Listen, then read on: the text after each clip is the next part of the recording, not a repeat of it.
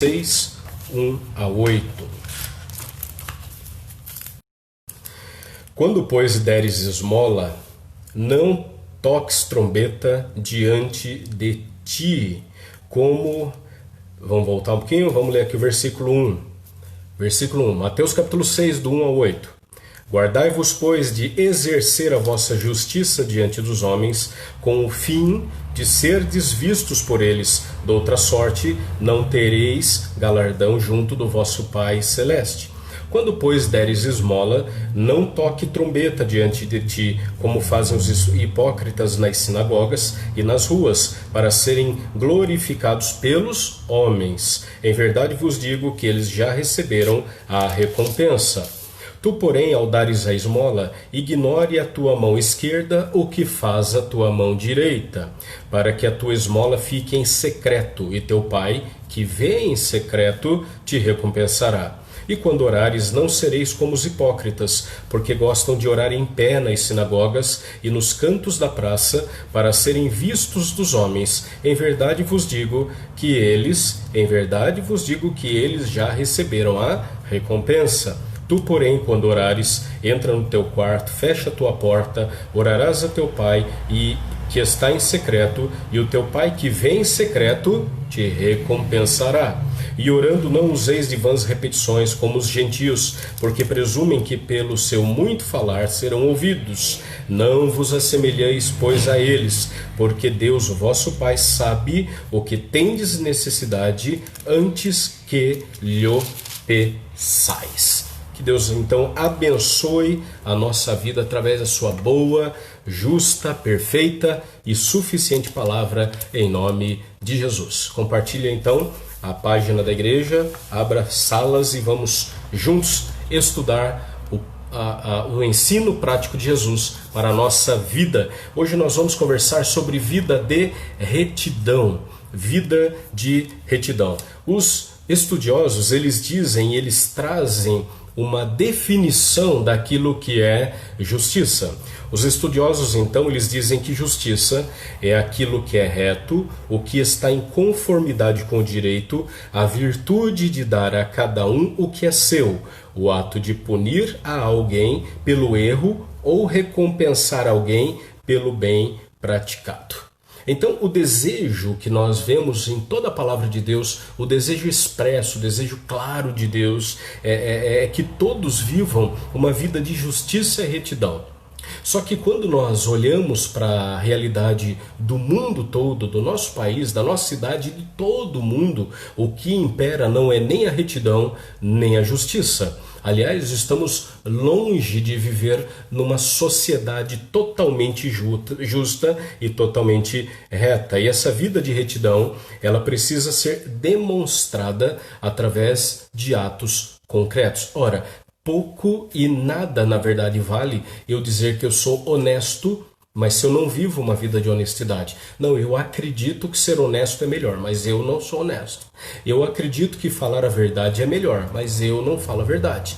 Eu acredito que sim, falar mal das pessoas, agir mal com as pessoas é horrível e não deve acontecer. Mas eu ajo mal com as pessoas. Tá entendendo? Então a vida de justiça e de retidão, ela só é verdadeira quando ela é demonstrada em atos concretos. Ou seja, as pessoas elas ouvem e elas veem. E quando elas somam o que ouvem e veem, elas ouvem o que é verdade e veem a verdade. E aí elas creem na palavra. E se as pessoas vivem de modo reto, de modo justo, de modo verdadeiro, não haverá necessidade de nenhum tipo de manifestação, de intervenção da justiça humana, da justiça institucional.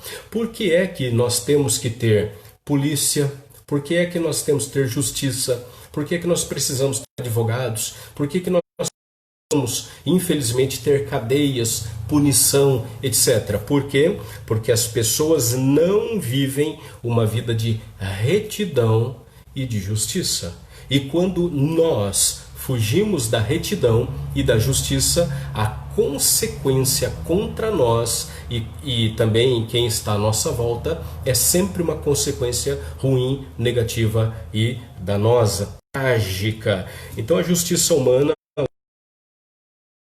completamente debilitada e desacreditada. Nós temos acompanhado e os debates acalorados, muitas vezes, mostrando esse descrédito na justiça do Brasil, justiça de outros lugares, uma justiça que não é justa, uma justiça que é injusta, e pode parecer um contrassenso, e na verdade porque a justiça ela deve ser a expressão daquilo que é sim, segue fielmente o que a lei preceitua. E a gente tem visto e ouvido muito que a justiça tem passado a passos longos e largos da nossa vida e da nossa existência. Então, mais do que nunca, hoje é preciso haver pessoas comprometidas com essa vida de retidão, porque as pessoas estão cometendo, e o nosso mundo está se tornando quase que insuportável devido aos absurdos que têm se praticado por aí, dentro e fora dos meios cristãos. O texto que nós lemos, Mateus capítulo 6, do verso 1 ao verso 8, ele faz parte do que nós conhecemos como o Sermão da Montanha, ou o Sermão do Monte, que vai do capítulo 5 até o capítulo de número 7 do Evangelho de Mateus. E no Sermão da Montanha, Jesus ele apresenta lições muito ricas, muito próprias, muito oportunas, muito práticas para mim. O Sermão da Montanha, ele traz uma série de ensinos práticos para a nossa vida. Mateus capítulo 6, verso 1, Jesus ele fala da justiça no sentido ético, veja aí que envolve uma vida de retidão. Então, quando nós ouvimos Jesus falando a respeito da retidão, a gente tem que se lembrar que Jesus está falando para um contexto de judeus que criam e que viam as atitudes de retidão, as atitudes de justiça em três modos. Havia três maneiras do judeu da época de Jesus, do judeu que seguia o judaísmo, demonstrar a sua retidão. Primeiro, através das esmolas, e a esmola é uma atitude referente ao próximo, é você ajudar financeiramente alguém mais pobre e mais necessitado que você. Aí ele fala a respeito das orações, do versículo 5 até o versículo 8, porque a oração é uma atitude referente a Deus. Eu não oro à pessoa, eu não oro a você, eu oro falando com Deus, é uma atitude referente a Deus. Então nós temos primeira atitude referente ao próximo, o cuidado com o próximo através da figura da esmola. Nós temos a reverência com o Senhor através da atitude da oração, e Jesus fala lá no capítulo 6, do verso 16 até o 18, a respeito do jejum, que é uma atitude que tem referência a mim mesmo, o abençoado, o trabalhado, o tratado através do jejum, não é o outro. Sou eu mesmo, é algo para a minha edificação própria e particular. Jesus ele fala a respeito dos fariseus, e Jesus ele fala a respeito os fariseus, eles eram um partido religioso político. Eles criam, eles ensinavam e eles viviam baseados na lei do Velho Testamento, nas leis de Moisés. Mas como partido político, eles tinham muito poder ali na área, no cenário social e político do seu tempo. Um escritor lá do primeiro século, um escritor judeu, chamado Flávio Joséfo, ele escreveu nos dias de Jesus que existiam cerca de 6.000 fariseus. Então, isso é interessante, porque quando a gente lê os evangelhos e vê lá Jesus falando com os fariseus, Jesus apontou para os fariseus e disse raça de víboras, não é para uma meia dúzia. Flávio Joséfo, que foi um historiador dos dias de Jesus, disse que naquela região existiam cerca de 6.000 fariseus, ou seja, era uma cidadezinha, era um grande um grande vilarejo, só com essas pessoas. Ou seja, Jesus estava apontando não a religiosidade. Jesus estava apontando não o fim da lei. Jesus estava apontando que não, a gente não tem que viver uma vida de retidão. Pelo contrário, Jesus estava afirmando a respeito do desvio religioso daqueles homens. Jesus está corrigindo e mostrando que uma vida de retidão deve ser cultivada não pela demonstração da minha espiritualidade, mas por uma vida de compromisso e autenticidade realmente cristã. Então é preciso viver um modelo reto perante o Senhor, uma vida bonita diante de Deus e diante das pessoas. Então nós vamos ver de uma forma bem objetiva, breve, qual é o padrão bíblico de uma vida de retidão. Qual é o padrão bíblico para minha retidão, para minha espiritualidade, para minha a vida religiosa ser agradável a Deus? Deus não quer uma vida religiosa? Claro que quer. Deus não quer mais que eu vá à igreja? É claro que quer. Deus não quer que eu dê esmola, ou seja, fiel aos dízimos? É claro que sim. Deus não quer mais que eu ore? É claro que sim. Porém, nós temos, e a Bíblia não esconde, a Bíblia ela mostra que há o padrão de Deus, o padrão bíblico para uma vida de retidão. Primeiramente, a vida de retidão deve ser praticada a partir das motivações corretas. Uma vida realmente reta, justa, diante de Deus e abençoadora para as pessoas só será uma vida de retidão se ela for aplicada, se ela for praticada a partir de motivações corretas. Então nós vemos Jesus, volta aí para o texto, nós vemos Jesus de uma forma muito clara, muito nítida, mostrando que os fariseus, os escribas, os religiosos, o povo crente da época de Jesus, sabe aquele povo crente mesmo, que ora, que é fiel no dízimo, na oferta, que não perde culto, que discipula outro, que evangeliza outro, que aponta o pecado do outro, é gente crente, gente boa. O que Jesus está mostrando aqui é que essas pessoas, elas realmente praticavam atos de justiça e retidão, mas, e aí é um grande mas da coisa, a motivação, o porquê eles faziam isso que era o errado. Por que eles faziam isso? Para serem vistos pelos homens. O que eles queriam fazer e o que dominava as suas vidas era esse forte desejo de exibição da sua religiosidade.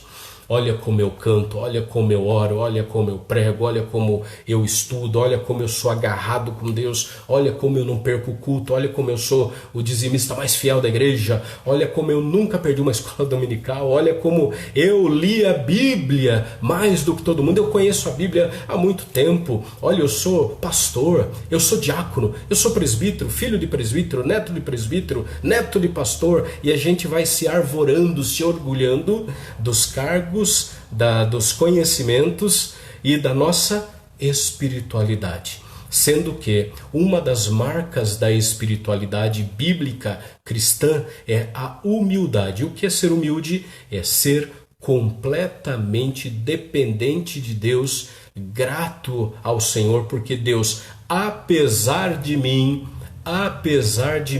Deus me usa, Deus abençoa outros através de mim e apesar de mim, tá certo? Então o grande problema daquela gente não era que davam ofertas, ou que oravam, ou que jejuavam, ou que faziam coisas religiosas. O problema é que a motivação deles era uma motivação errada, uma motivação nociva, uma motivação corrompida.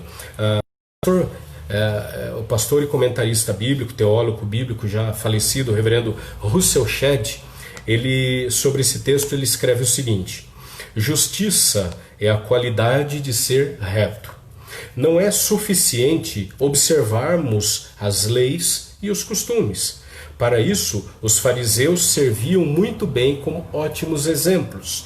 Nós precisamos, acima de tudo, de uma certa qualidade e realidade espiritual produzida pelo relacionamento com Deus, pela fé que resulta numa retidão interna, que é refletida pela expressão interna. Então é triste quando a gente percebe que muitas pessoas, infelizmente muitas pessoas, elas querem ser melhores do que as outras. Elas cultivam o grande, o gigantesco eu dentro dos seus corações e se preocupam somente com a autoglorificação. Ou seja, eu fiz, olha o que eu fiz. E outra coisa, uma marca desse tipo de religioso é que eles se sentem profundamente aborrecidos, desprezados, humilhados, se você não os elogia. Eles são dependentes, viciados no elogio. Se você não elogia, eles ficam bronqueados, ficam aborrecidos e deixam de fazer aquilo que fariam. Por quê? Porque a motivação deles é errada. Uma vez eu contei, acho que de quarta-feira, creio eu, ou numa escola dominical, mas não importa, há muitos anos atrás, numa outra região, eu lembro de uma pessoa que cantava na igreja e eu pedi para essa pessoa que cantava sempre na igreja e louvava com uma voz muito boa, e pedi para essa pessoa cantar numa programação das senhoras, da SAF, né, da Sociedade Auxiliadora Feminina da nossa igreja. Ia ter um grupo lá de 10, 12 pessoas, 12 irmãs citando, e eu pedi para essa pessoa cantar naquela pequena reunião que ia ser numa sala da igreja, né, sem glamour, sem pessoas gravando, filmando, etc, sem nada, só ali, praticamente uma devocional. O que essa pessoa fez? Ela rejeitou, ela disse, não vai dar, não vai dar. Por quê? Porque não tinha glamour, porque não tinham pessoas, porque ninguém ia aplaudir, porque ninguém ia comparar a voz daquela pessoa com a voz de outras pessoas, tantas que cantavam.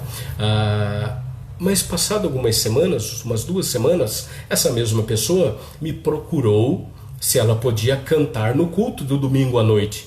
E naquela oportunidade a gente conversou e nós chegamos ao acordo que não seria um bom momento, não deveria. Por quê? Porque ela precisaria primeiro ser tratada na sua motivação. E ela, depois de um tempo, reconheceu que sim, as suas motivações e o uso dos seus talentos, que segundo essa pessoa era para a glória de Deus, mas ela chegou à conclusão, ela por si só, que não, que ela glorificava a Deus, não, ela glorificava a si mesma. Por quê? Porque o que fazia bem para ela era o tapinha, era o aplauso, era a comparação de como você é melhor do que o outro. Isso encheu o seu coração. Então, quando ela caiu em si, essa pessoa caiu em si e entendeu que não, tudo que nós temos e somos vem do Senhor, das mãos do Senhor tomamos e para as mãos do Senhor nós entregamos, ela pôde começar aí a louvar a Deus, não a ela e não a si própria. Portanto, uma vida de retidão precisa ser motivada pela gratidão a Deus, pelo real desejo de cumprir e obedecer os seus ensinamentos e para que muitos vejam nos cristãos a glória de Deus e venham a glorificar a Deus.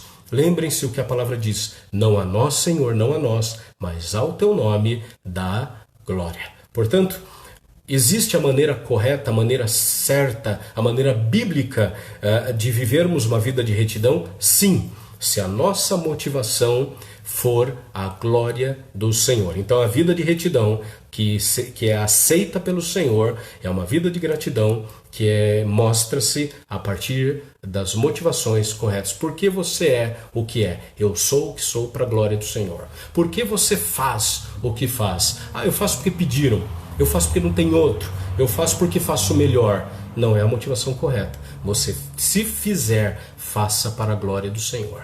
Tá bom? E quando eu e você fazemos só para a glória do Senhor, a gente sabe. E as pessoas são abençoadas de forma diferente. Não importa, Deus ele trabalha em nós e somos ferramentas úteis e devemos ser ovelhas dóceis desse bom pastor que é o nosso Senhor. Mas o padrão bíblico da vida de retidão também, em segundo lugar, é o seguinte: a vida de retidão nem sempre é vivida pelos que se dizem religiosos. É interessante nós nos lembrarmos disso e nós termos cuidado com isso, porque a vida de retidão nem sempre é vivida pelos que se dizem mais religiosos. A retidão é uma exigência, é uma marca do Antigo Testamento e do Velho Testamento. Lá no Antigo Testamento, por exemplo, esse ensino, frequentemente ele servia de motivo de consolo para o crente que estava afligido. Eu permaneço fiel ao Senhor por aquilo que Ele é. Eu permaneço fiel ao Senhor por aquilo que Ele fez em mim, não pelo que Ele há de fazer. A maior obra do Espírito Santo em você é fazer você filho de Deus. Por isso João, no seu Evangelho, no capítulo 1, ele fala lá no verso 12, mas a todos quantos o receberam, Deus deu-lhes o poder de serem chamados filhos de Deus. Portanto, a maior obra de Deus não é uma cura, não é um emprego, não é um sucesso familiar, não é um sucesso comercial, não é uma família em paz, uma vida pacífica e bem vivida, ainda que sejam todas essas coisas boas, agradáveis e desejáveis. Devemos lutar por isso, nos esforçar por isso, mas a maior obra do Espírito Santo, a maior obra de Deus em nós é a obra da transformação, da conversão, é eu e você sermos transformados, tornados em filhos de Deus. Então, Jesus ele aponta que os escribas e os fariseus, que eram considerados, eram respeitados, eram tidos como os religiosos mais praticantes. Porém, Jesus, de uma forma muito corajosa, como não seria diferente no Filho de Deus, Jesus chama esses homens de hipócritas e de sepulcros caiados por causa da falsidade deles. Sabe o que é sepulcro caiado? É um túmulo que é tratado, é cuidado, é pintado e por fora está bonito, bem feito, bem acabado. E quando nós andamos pelos cemitérios das nossas cidades, nós vemos túmulos que são obras de arte admiráveis. Gasta-se fortunas em túmulos, mas lá dentro só tem podridão. É isso que Jesus está falando, porque vocês, por fora, aparentam uma riqueza, uma beleza, um brilho, uma claridade, vocês são bem pintados, vocês são bem ornamentados, vocês têm cara de crente, jeito de crente, palavra de crente, um estilo público de crente, mas lá dentro vocês são cheios de morte. O meu povo me honra com os lábios, porém o seu coração está longe de mim. Então, ser adepto de uma determinada religião nem sempre significa estar vivendo de modo reto perante Deus. Por isso, a retidão, ela só é válida perante Deus, porque Deus me conhece. Deus sabe o que eu sou, Deus sabe o que eu tenho feito para a glória dele, se for para a glória dele. Então Jesus falou em se ter fome e sede de justiça. Ele se refere àqueles que suspiravam por uma vida aprovada por Deus. Fome e sede de justiça de Deus é isso, é essa fome, esse desejo de ser aprovado por Deus, como exemplos bíblicos que nós temos de Noé, de Abel, de Ló, de Zacarias, de Isabel, de Simeão, de José, de Maria, homens e mulheres da história bíblica e homens e mulheres na atualidade, nos nossos dias, que são aprovados por Deus, porque a sua vida reluz aquilo que está dentro. Nós não somos apenas o que somos do lado de fora. O fora ele tem que demonstrar o que somos dentro. E o dentro é demonstrado pelo fora. Eles são interligados. Mas a minha fé, eu tenho fé, mas eu não falo nada. Eu tenho fé, mas eu não preciso fazer muita coisa. Ora, Tiago, na sua carta, ele também diz: se você tem fé e não tem obras, a tua fé é morta. Mas também, se você só tem obras e não tem fé, a sua obra é morta. Então a fé, ela caminha de mãos dadas com as obras. Agora Jesus, de uma forma tão profunda, dura, mas sábia como o Senhor é, ele no verso de número 3 e 4, ele fala a respeito das esmolas, ou seja, aquilo que a tua mão esquerda faz, que a direita nem fique sabendo. Nós conhecemos esse ditado, é um ditado popular em nossos dias: o que uma mão faz, a outra não fique sabendo, e talvez você não soubesse. Foi Jesus que falou isso. Por quê? Nesses dias que nós estamos vivendo tão cheios de tecnologia, infelizmente muitas pessoas vivendo situações financeiras terríveis, dependendo sim do auxílio de pessoas, de família, de amigos, de governo, pessoas passando por problemas financeiros duros e profundos, e tem se multiplicado a ajuda financeira, a ajuda com remédios, a ajuda com comida, com toda sorte de ajuda, mas tem se multiplicado também a propaganda, a autopromoção, a autopromoção às custas do sofrimento e da vergonha de outra pessoa. As pessoas dão um prato de comida e tiram uma foto. Igrejas fazem grandes movimentos e doam centenas e até toneladas de alimento, mas cada grão de feijão é uma foto dizendo: olha o que nós temos feito. Mas pastor, quando eu ou uma igreja fazem algo por alguém, as pessoas não devem ficar sabendo? Duas pessoas sabem o que você faz: a pessoa que você ajuda e o próprio Senhor. A recompensa da igreja, a minha recompensa e a sua, não vem das pessoas, vem de Deus quando a minha motivação é correta. Portanto, para eu viver uma vida religiosa, primeiro a minha motivação tem que ser correta. E outros que dizem que são muito religiosos, mas também não vivem uma vida de retidão. Qual é a marca da retidão? É viver para a glória de Deus. Então, não há necessidade de ficarmos mostrando, alardeando, fazendo marketing daquilo que fazemos. Se você abençoou alguém com uma cesta básica, louvado seja Deus, porque é Deus quem deu através de você, porque foi Ele que te deu o sopro de vida, foi Ele que te deu as condições financeiras, foi Ele que te deu saúde, foi Ele que te deu condições de ir até aquela pessoa para abençoar. Não sou eu quem faço, não sou eu quem dou, não é a igreja quem dá, é Cristo. Quando nós entendemos e cremos nisso, eu não preciso ficar alardeando, papagaiando aquilo que eu faço.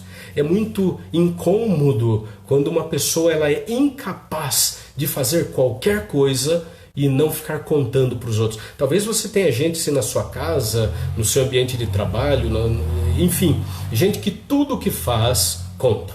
Ah, eu fiz isso, fiz aquilo, e fica se arvorando, se orgulhando. Jesus ele fala dos religiosos dessa forma. A verdadeira religião é a religião de levar a bênção do Senhor. Então nós temos que estar atento em relação àqueles que querem ser extremamente retos, extremamente justos, extremamente religiosos, mas querem apenas ser aplaudidos pelas pessoas. Jesus ele fala duramente sobre isso. A porção dessa gente, a porção daqueles, no verso 5, a porção daqueles que querem ser vistos pelos homens, Jesus disse: em verdade vos digo que eles já receberam a recompensa. Qual é a recompensa? O aplauso das pessoas. Oh, uau, como essa igreja ajuda, como esse irmão é fiel, como esse homem ora, como esse irmão abençoa, como esse irmão visita, como essa igreja... A gente não é nada, nós somos pó e cinza. Se nós oramos por alguém, é a bênção do Senhor chegando. Se a gente contribui de alguma forma, é a bênção do Senhor sendo derramada. Ele nos amou primeiro. Quem deu a Ele? Paulo escreve aos Romanos dizendo: quem primeiro deu a Ele? Quem primeiro deu ao Senhor? O que eu e você temos que Deus precise? O que você tem que Deus não tenha? O que você sabe que Deus não saiba? Ou seja, você entende que eu preciso de Deus, não Ele que precisa de mim, mas Deus é tão amoroso, tão gracioso, tão terno, tão misericordioso conosco, tão amoroso, tão paciente com a minha vida e com a sua, que Deus, mesmo não precisando de nada, Ele aceita a minha vida, a minha oração, o meu trabalho, Deus aceita o meu culto, Deus aceita a minha música, Deus aceita os meus joelhos dobrados, Deus aceita meu jejum, Deus aceita as minhas esmolas, Deus recebe os meus dízimos, tudo isso para a glória dele. Portanto, a vida de retidão nem sempre é vivida pelos que se dizem religiosos. Por vezes é só uma capa, por vezes é só algo aparente. Como é que você descobre? Talvez você esteja perguntando assim, tá bom, pastor, o senhor está falando que a vida de retidão deve ser praticada primeiro a partir de motivação correta, que também muitos que se dizem, né, religiosos, na verdade não têm uma vida de retidão. Como é que eu sei? Olhando para mim, nunca para o outro, mas olhando para mim, se eu não sou só religioso e não tenho uma vida de retidão. Primeiro, qual é a tua motivação? Segundo, o que você sentiria se tudo aquilo que te dá honra ou prazer ou te destaca fosse tirado de você? Essa é uma pergunta que nós devemos responder com muita seriedade, sinceridade e sensibilidade ao nosso coração. Se tudo que você se orgulha, porque eu canto na igreja, se você não pudesse mais cantar na igreja, você continuaria sendo tão religioso?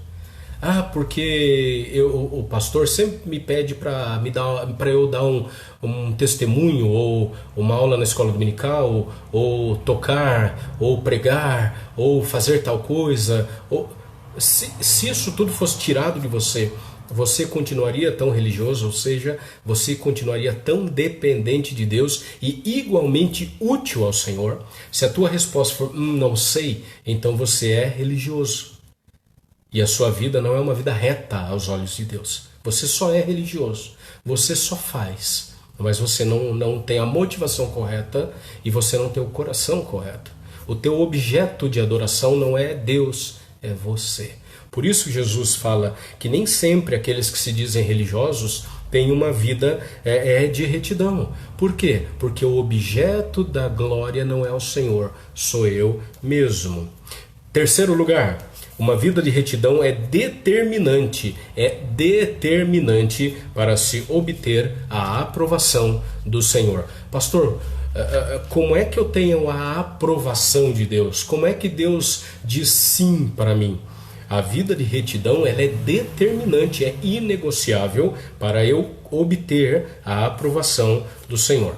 Um escritor muito conhecido, também um teólogo muito conhecido, chamado Martin Lloyd-Jones, ele escreveu algo extremamente útil e abençoador que eu quero compartilhar com você. Ele diz assim: o interesse que o cristão tem pelos galardões celestiais é legítimo, pelas bênçãos lá nos céus. É legítimo, sendo até mesmo encorajado nas páginas do Novo Testamento.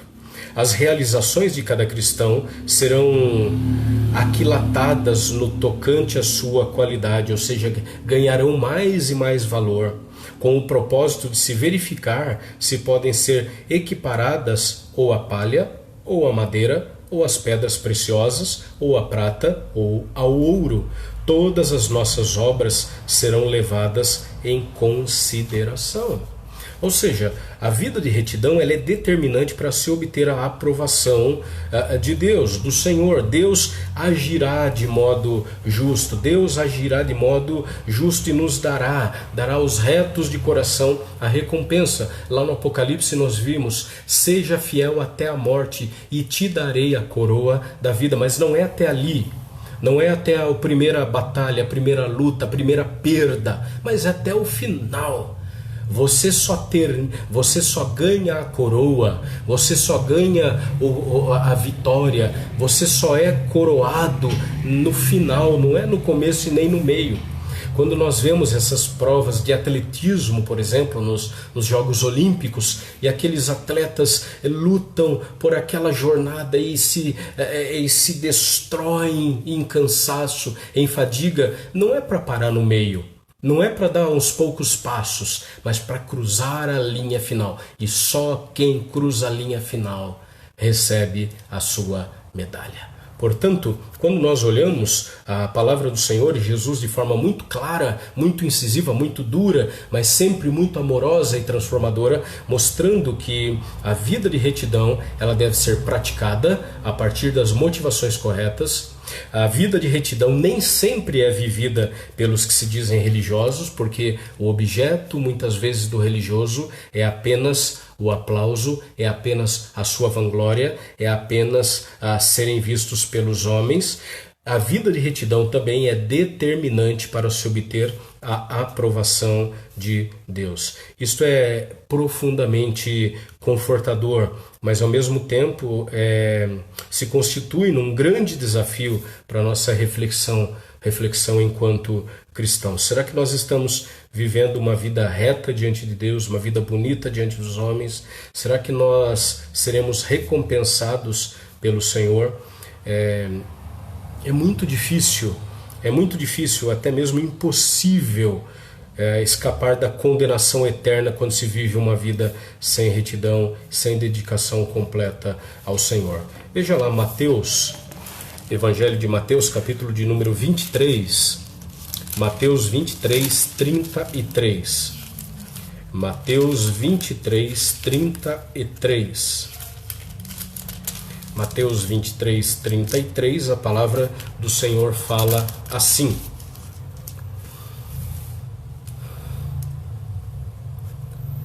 serpentes, raça de víboras, como escapareis da condenação do inferno?